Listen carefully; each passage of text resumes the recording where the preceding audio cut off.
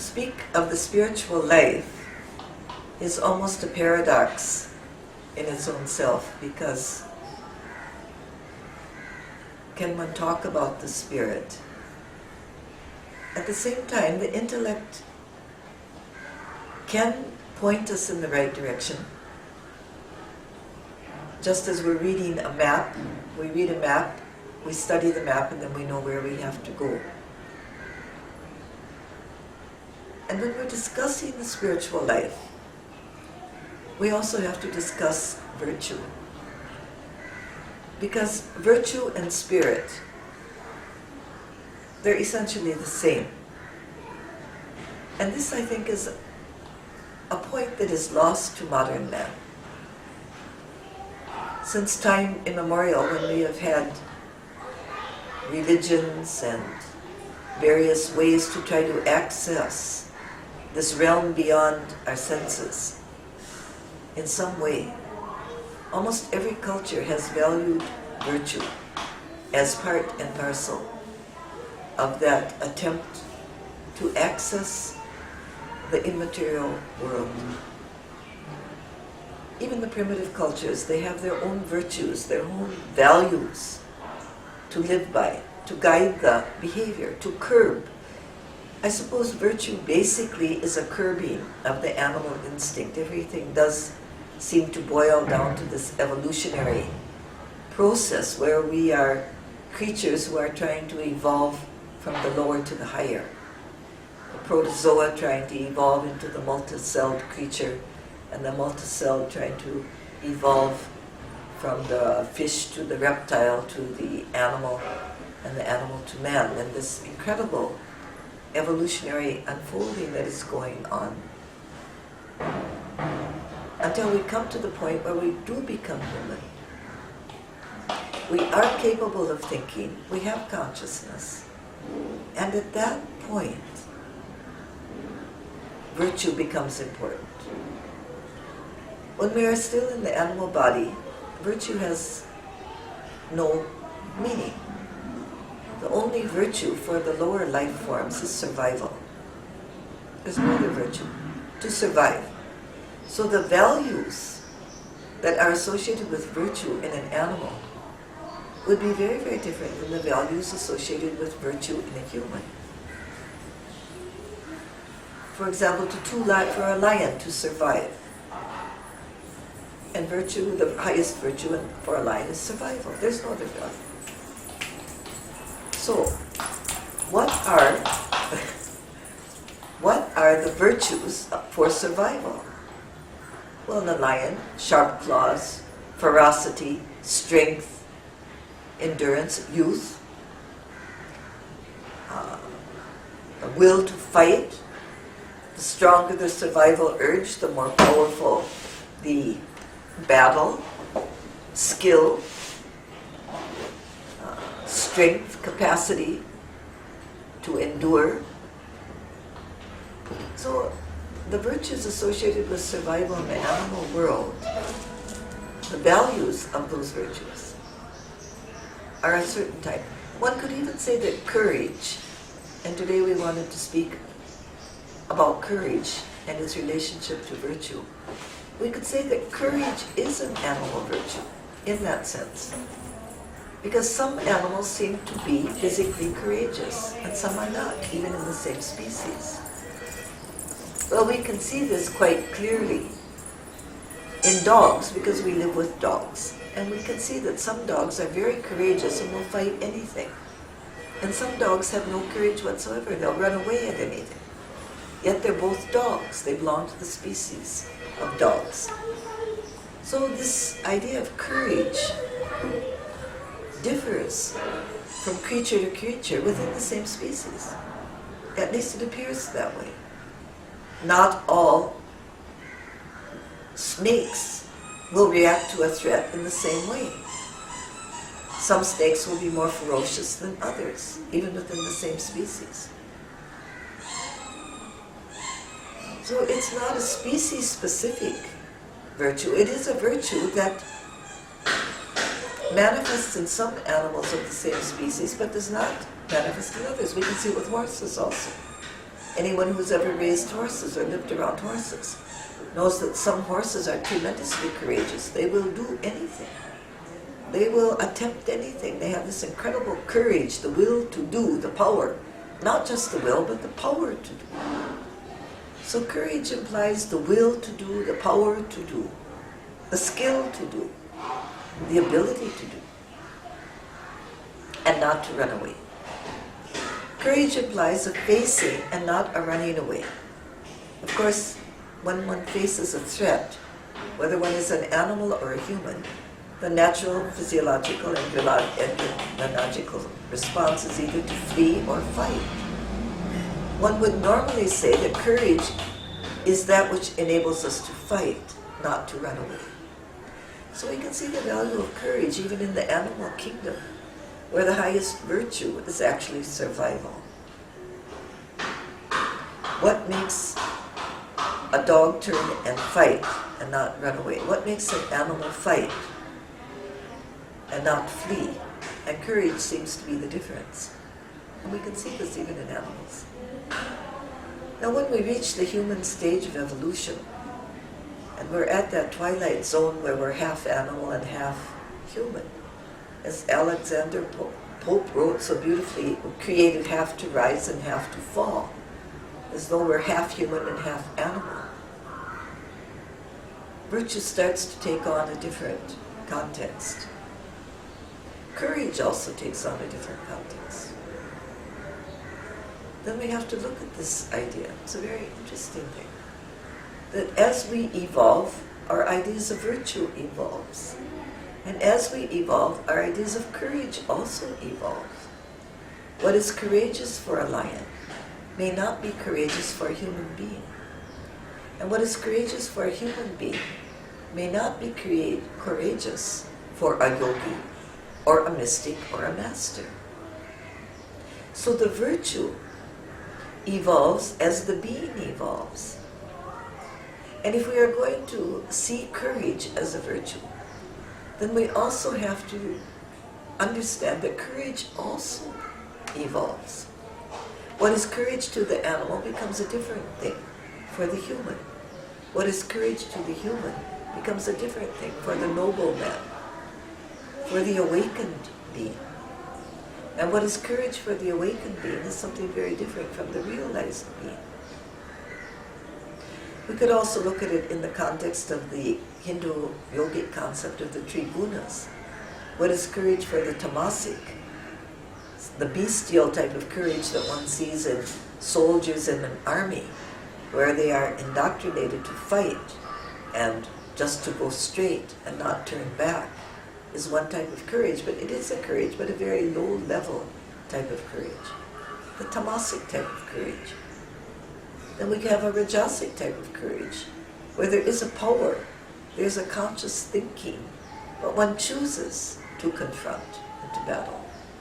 And then perhaps the sattvic type of courage that sometimes realizes that discretion is the better part of valor. So we have to see courage as an evolving virtue, according to the level of being which we occupy at that moment. And virtue is very much related to courage. And yet in one way we can say that virtue is something, maybe an outgrowth of courage. In Sanskrit, heroism, courage, is Virya. A heroic person, is a Virya, someone who is capable of fighting the good fight. And the English word virtue has probably come very much from the Sanskrit Virya. So in order to be virtuous, one must be heroic. One must have that quality of courage. Now at the tamasic level, courage means one thing. At the animal level, courage means one thing. At the half-man, half-beast level, which is what we could define the tamasic man as, someone who is half animal, half beast, who's engaged in a constant struggle between the two natures. And then at the rajasic level, courage takes on another type. Virtue takes on another clothing. And at the sattvic level, virtue becomes something totally different. So we have to see, first of all, I think we have to see virtue, courage, heroism, as an evolving quality. It evolves. And what is true, what is virtue in one, is not virtue at another level. At the low level of the animal life, the only virtue is to survive, which we survive by any means. In the tamasic level, survival is also a virtue, to triumph, to dominate, to survive.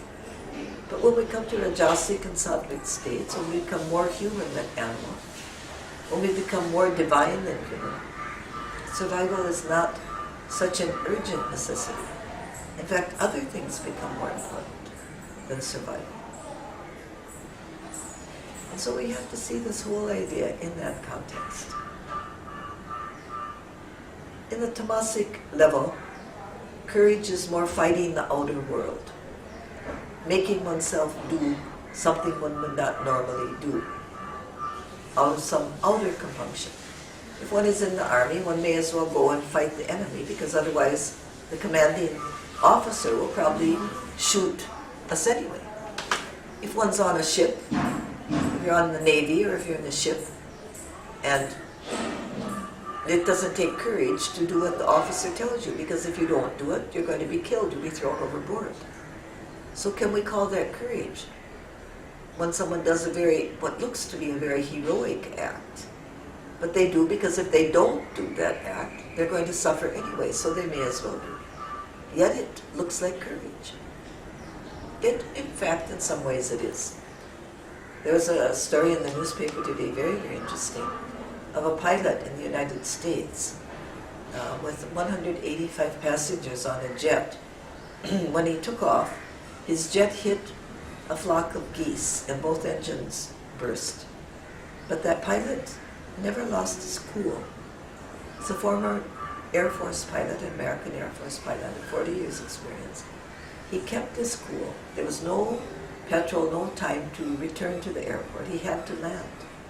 And he landed that jet safely on the Hudson River in New York. Unbelievable. Apparently he crossed over one of the New York bridges only 900 feet above the bridge, landed the jet safely on the water, got all the passengers out, and got them perched on the wing of the plane, which kept afloat long enough for the ferries to come and take the people away, and not a single person was harmed or died. Now that's courage. Now there we see courage implies many, many things. It implies cool mind. It implies grace under pressure. It implies self-sacrifice, because he did not leave the plane. He walked the length of the plane twice, even as it was sinking, to make sure not a single person was left on the plane. He had the skill to land the plane, the intelligence to see the situation properly and be able to find a place where he could land.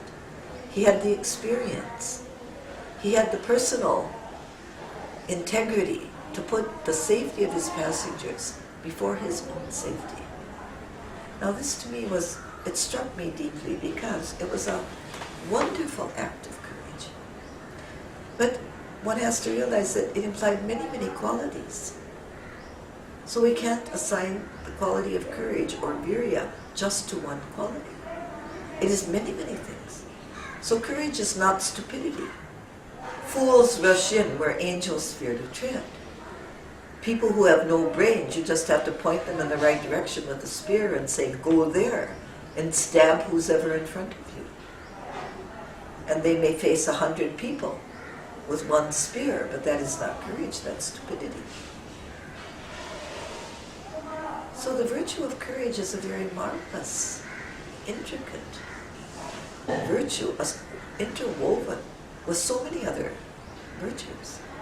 Intelligence has to be there.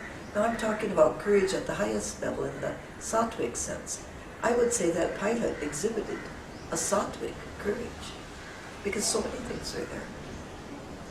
So many things are there. Now at the rajasic level, maybe he would have said, okay, he landed the plane, but he made sure he got out and got out of the plane himself. That rajasic is able to do it to an extent, but in the end, he's not going to sacrifice himself for somebody else. He's not going to take his responsibility as the pilot serious enough to go back into the plane 3 times and walk the whole length as it's sinking to make sure no one is there. The Rajasic courage would not do that. And the Tamasic courage probably wouldn't have been able to land the plane because there wouldn't be the skill or the intelligence or the experience or the foresight. So I think this idea of seeing courage in these different levels is important. The level of evolution of the being.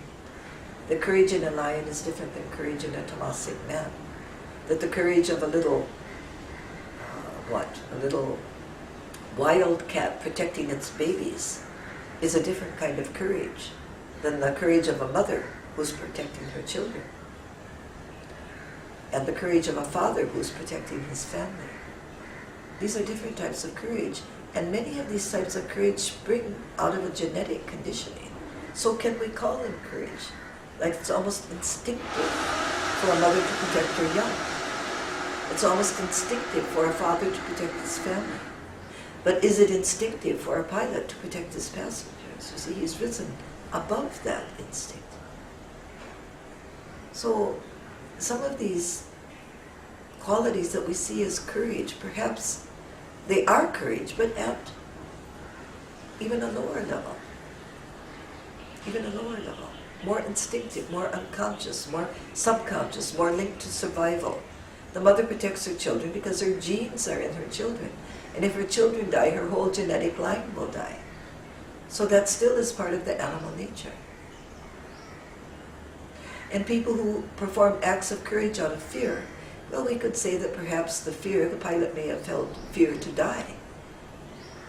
But apparently, according to the passengers, he was cool and collected the whole time. He was able to control the fear or master the fear. And perhaps he acted out of the survival urge also. But even if there was some motivation there, still the overall picture is a marvelous study in courage, modern courage.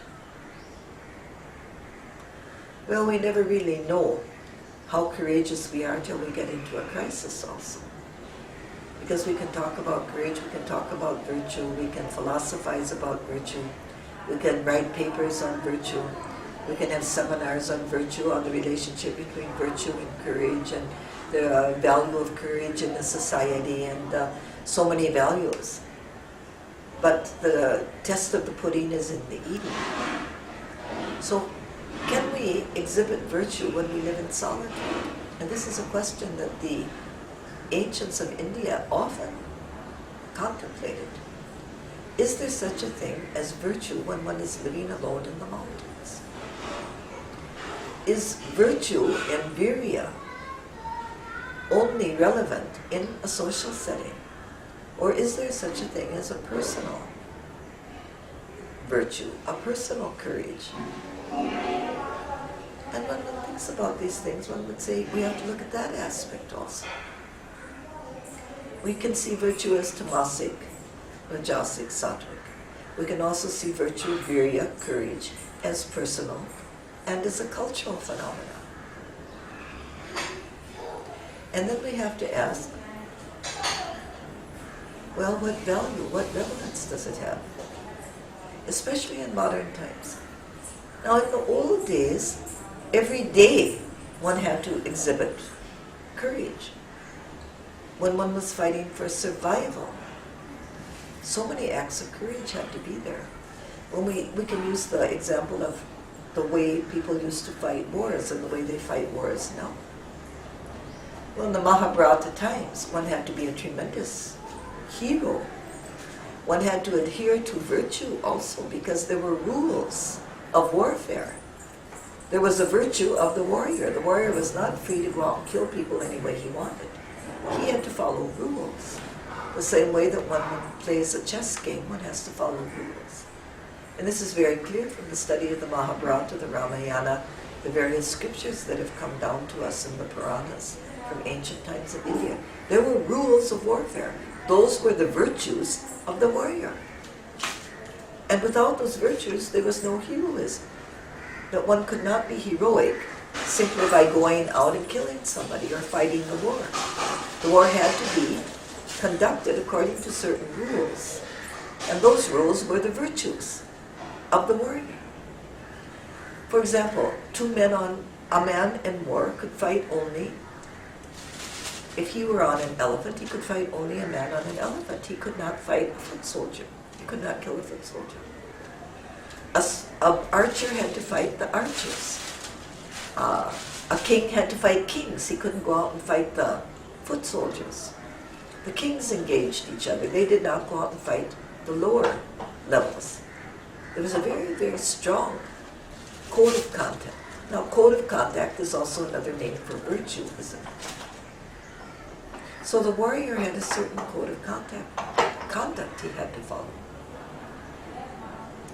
And within that code of conduct, in those days in warfare, because we associate courage with warriors, we associate Virya with heroic. Virya means heroic.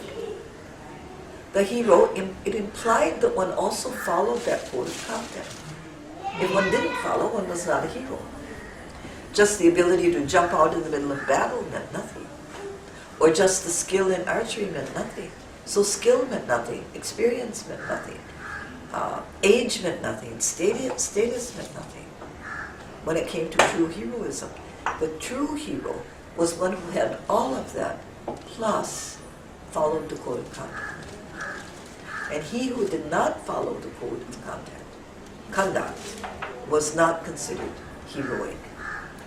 So this is why in Hindu warfare, one could never kill an opponent by stabbing him in the back or poisoning him, or 100 people ganging up on one person.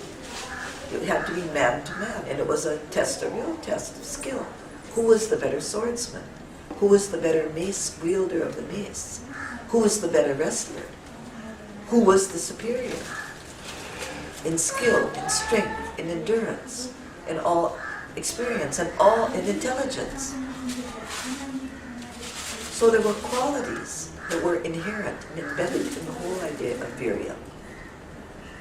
Now we have so many examples of people that ran away from battle. And one of the great interesting things in the Mahabharata war is that it was won by trickery. Krishna won the war not by following the rules, but by circumventing the rules. And this was why in Krishna's time it is said that the world cycle degenerated from Dwapara into Kali. Because in Kali Yuga, that code of conduct got separated from the qualities, from the virtues. And the warfare went one way and the virtues went the other.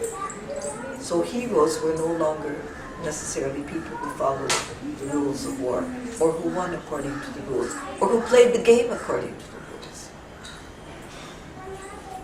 That was said to have taken place about 3,106 years ago. More than that, 5,000, because in 3,106 BC. So that was very long ago that transition took place. And it's interesting to see it in a historical context. Because this is why many people cannot revere Krishna, even today. Because they say he did not play fair. He did not go by the rules. Therefore he was not a hero. He was not a Virya. He won through trickery. So courage implies following the rules as well, not going against norms. These become very complex, don't they? But the ancient warfare was that. Now we come to modern warfare. We'll skip past all the intervening things. So we come to modern warfare, where the men who piloted the aircraft that dropped the bomb on Hiroshima, they were thousands of feet up in the air. They never saw the opponents. And all they had to do was push a button. And we find most modern warfare like that. You just have to pull the trigger. There has to be some skill, especially for the combat soldiers. There has to be some sense of sacrificing one's life. There has to be some of that, especially like in Iraq and some of the men who've gone into these areas of guerrilla warfare and so forth. But there's so much of it just depends on whether you can pull a trigger, whether you're able to kill another human. And you don't even have to stab them usually. You don't have to kill in close contact. You just have to pull a trigger, throw a grenade, denote a bomb. So all the qualities and all the skills, and not all, but to a large extent, the qualities and the skills and the expertise, the intelligence associated with virtue and heroism are split now. We read in the paper of people who get hold of an AK assault rifle, go into McDonald's and mow down 50 people. This is madness, this is demonic. The power is there, but there's no virtue to restrain. So virtue basically means restraint. And so we have to associate virtue with Virya. We have to also understand that a true heroic personality is one who is capable of restraint. And courage implies restraint, therefore, by association. Courage implies restraint of the primordial emotions, such as fear. Because as soon as fear rises, then we're either going to fight or flee. And sometimes courage is simply not doing either. It's standing and watching the situation as it unfolds, having the intelligence to do the right thing at the precise right moment, rather than blindly reaching out and fighting or blindly escaping. They'll come. You go. They'll come.